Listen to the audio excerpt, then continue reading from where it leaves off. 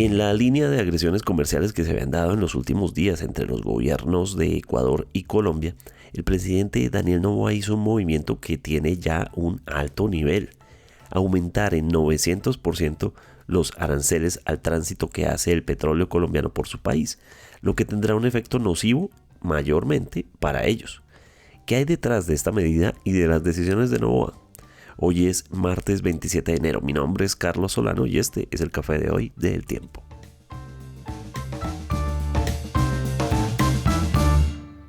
El Tiempo es un medio aliado de The Trust Project.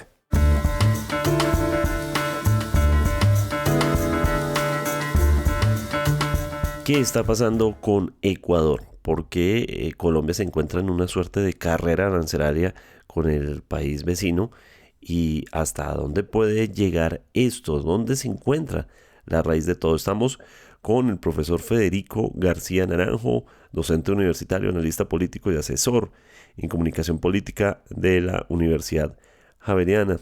Profesor, ¿cómo entender este problema de raíz? O sea, ¿qué es exactamente lo que conduce a esta guerra de aranceles? El origen de la guerra comercial y arancelaria que Ecuador ha declarado a Colombia a partir del alza de los aranceles tiene como origen, por un lado, congraciarse con los Estados Unidos, acercarse al gobierno de Donald Trump, compartir de alguna manera su política hostil contra gobiernos que son desobedientes a los intereses de Estados Unidos. Recordemos que el propio presidente Daniel Noboa estuvo sentado durante el foro de Davos junto al secretario de Estado Marco Rubio y que el anuncio de las medidas comerciales y arancelarias se hizo a través de la cuenta de X del presidente ecuatoriano, lo cual no es absurdo pensar que pudo haber cierto tipo de influencia que recibida durante esa reunión en Suiza. Por otro lado, el presidente Noboa enfrenta una situación interna profundamente difícil, no solamente la crisis económica por la que está atravesando, sino además la violencia desatada por el empoderamiento de las bandas criminales que han convertido a Ecuador hoy por hoy en el país de donde parte la mayor cantidad de cocaína que va dirigida hacia los Estados Unidos. Incluso hay versiones muy fuertes de que el propio Noboa y su familia están involucrados en el negocio del narcotráfico a través de las exportaciones de bananos. Recordemos que la familia del presidente Noboa es una de las más importantes productoras de banano del Ecuador.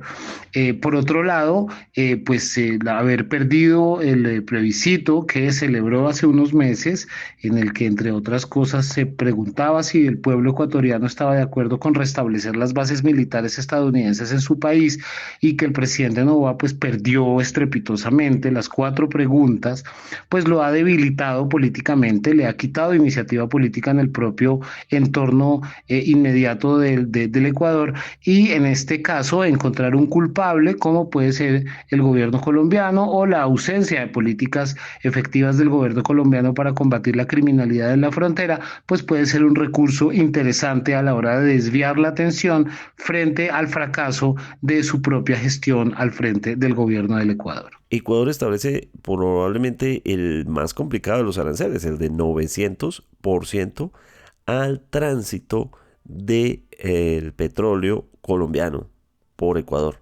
¿Qué impacto puede tener subir a ese 900%? En general, la imposición de aranceles a Colombia es un tiro en el pie para el Ecuador. Ecuador tiene una balanza comercial deficitaria con nosotros, es decir, nos compra mucho más de lo que nos vende, y en ese sentido, buena parte de los insumos que utiliza la industria ecuatoriana para elaborar sus productos, buena parte de la propia energía eléctrica que sostiene el sistema eléctrico del Ecuador, que es muy débil, proviene de Colombia, y pues el encarecimiento de todos estos productos, más los productos directamente de consumo importados desde Colombia, pues va a afectar enormemente los precios que van a tener que pagar los consumidores ecuatorianos. Las medidas arancelarias suenan amenazantes, pero realmente no son perjudiciales para los países que las reciben, sino para los propios consumidores de la economía doméstica, ya que son quienes terminan pagando estos impuestos a las importaciones, porque tanto los productores como los importadores descargan en el consumidor pues estos costos extra. Así que si bien inicialmente estas medidas son presentadas como audaces, medidas económicas de presión contra gobiernos, digámoslo, desobedientes, lo cierto es que son contraproducentes para la propia economía que las profiere. En ese sentido, la economía ecuatoriana, que es más débil y más débil que la colombiana y en buena medida depende también de la economía colombiana, pues no hace sino perjudicar sus posibilidades de mejoramiento en un futuro cercano. El presidente Noboa claramente representa una línea muy diferente a la del presidente Gustavo Petro. Pero quiero preguntarle si la posición de Noboa no está cruzando unas líneas diplomáticas demasiado fuertes. Esta diferencia entre Ecuador y Colombia se origina obviamente en la necesidad que tiene, insisto, el presidente ecuatoriano en encontrar culpables externos de sus propios problemas internos. Pero además el relato se facilita porque efectivamente el presidente Gustavo Petro y el presidente Daniel Noboa pertenecen a corrientes ideológicas muy diferentes. Ahora, una cosa es la ideología, una cosa es la orientación política de los gobiernos y otra muy diferente son las relaciones internacionales. Estas deben ser llevadas con pragmatismo, no deben ser conducidas a golpe de ideología, ni a golpe de titulares de prensa, ni en función tampoco de darle gusto a la opinión interna, aunque obviamente los asuntos internos inciden de manera decisiva en las políticas exteriores.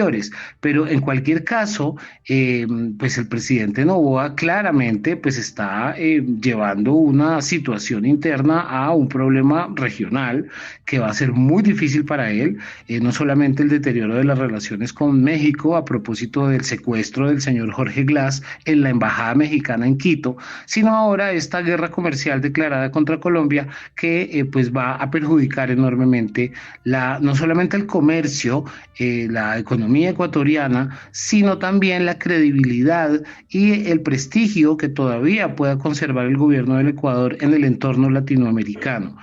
Estas acciones temerarias, estas acciones propias de gobernantes inmaduros y de pronto muy jóvenes, pues son percibidas en general en el continente de una manera muy negativa. Así que sí, el presidente Noboa está cruzando unas líneas diplomáticas que no le convienen ni a él ni al gobierno del Ecuador y mucho menos pues a la convivencia de los países de Sudamérica y a la integración de América Latina.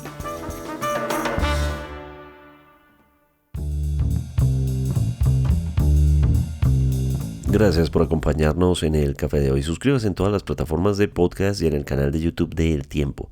Nos encuentran también en Instagram y en X como @podcast El Tiempo. Además, si quieres recibir a través de WhatsApp la notificación de cada nuevo episodio, siga el enlace que se encuentra en la descripción o envíenos un mensaje con la palabra suscripción al teléfono 320-353-27 y haga parte de la comunidad del Café de hoy. Este episodio fue producido por Valeria Torres. Mi nombre es Carlos Solano. Podcast El Tiempo.